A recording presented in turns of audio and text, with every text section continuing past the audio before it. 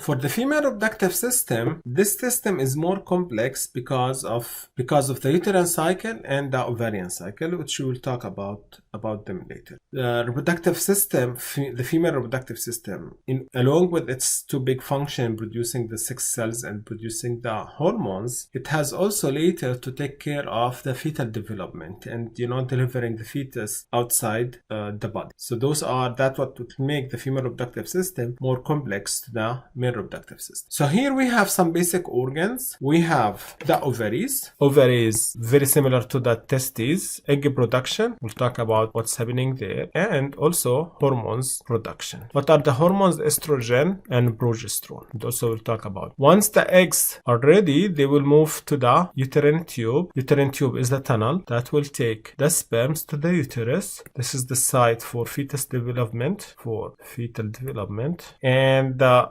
uterus is open. The opening of the uterus is called the cervix, and the cervix is open to the vagina. The vagina is a muscular tube, and the uterus is also a muscular organ. The vagina is a muscular tube that will be used for intercourse, and also it's for birth canal. Sometimes we call it birth canal because the baby has to come out from this area. Okay, so that is in general, those are the main structures of the female reproductive system. We will talk about some details in each one of them. So for the ovaries, let's start with the ovaries. For the ovaries, we have two regions in the ovaries. We have also cortex and we have the medulla. The cortex is the outer region and the medulla is the inner region. But the main thing about the ovary is that they will have, this is, if you remember, this is the site for egg development. Okay, and also, so it has, therefore it has follicles. Those follicles, those are actually those.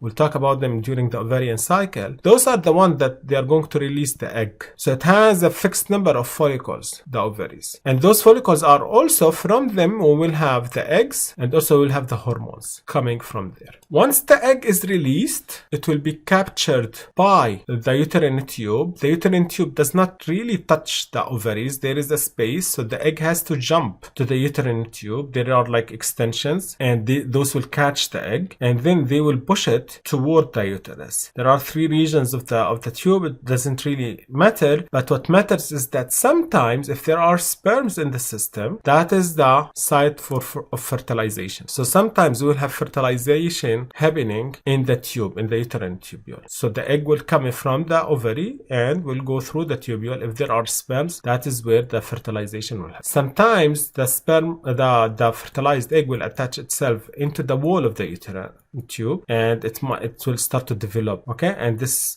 something dangerous because there is a pregnancy now outside the uterus. This area is not adapted for pregnancy, to support pregnancy. It might cause complication for even the mom. So usually they will give some drug, or sometimes they have to do a surgery to remove it. Then we will have the uterus. We said the uterus is a muscular tube or muscular organ. So bulk of the wall of the uterus is actually smooth muscles. And this uterine wall, there are three layers in it. There is the peritoneum, there is the perimetrium. This is the outer layer. This is connective tissue for protection and fixation. We need to stabilize the uterus in its place. Then we have the second layer is the myometrium. This is the smooth muscle. This is the thickest layer, the myometrium. All of this is myometrium. Then we have the endometrium. This is the third layer, which is inside, the very inner layer. The fertilized egg will attach itself into this layer, into the endometrium. This endometrium, later we will see that it has two layers as well. There is something called the basal layer, and there is the functional layer. So the fertilized egg will attach itself to the functional layer. So this is the inner layer, the most inner layer. The basal layer is beneath it, and beneath the basal layer it will be the myometrium. So the functional layer, the one that we will see when we say the lining of the uterus, technically we are referring to the functional layer. Then also we talked about the cervix. We said this is an opening of the uterus. The cervix has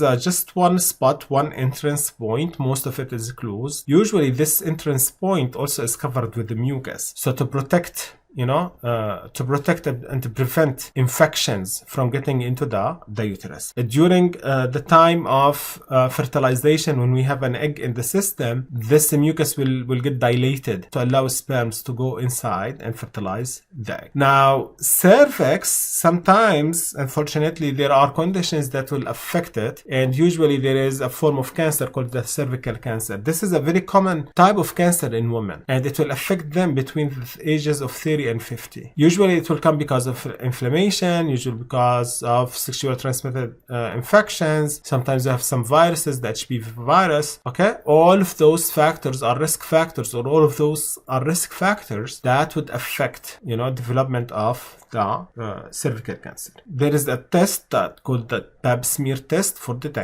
early detection of the cervical cancer. It's recommended every 3 years for the ages of 21 to 30, then every 5 years of ages of 30 to 65, and after that, and age of 65, there are very little chances to develop cervical cancer in women. Then also there is the breast. The breasts are not directly involved in the female reproductive system, but because of the breastfeeding, that's why we see them here. Breast, of course, are glands responsible for producing milk. Most of the breast is clinically fat tissue. In this fat tissue, we have chambers. We call them those chambers are lobules. Inside them, there are alveoli. Those alveoli contains the milk-producing cells. Those are the one containing the glands, that produce milk. Once this milk is produced, it will go and be collected into the lactiferous sinuses. This is for temporary storage. Once the baby starts sucking the nipple, the milk will get released from there. This is a positive feedback stimulation, so more sucking will lead to more milk production, right? If you remember from EB1. And the nipple is surrounded by another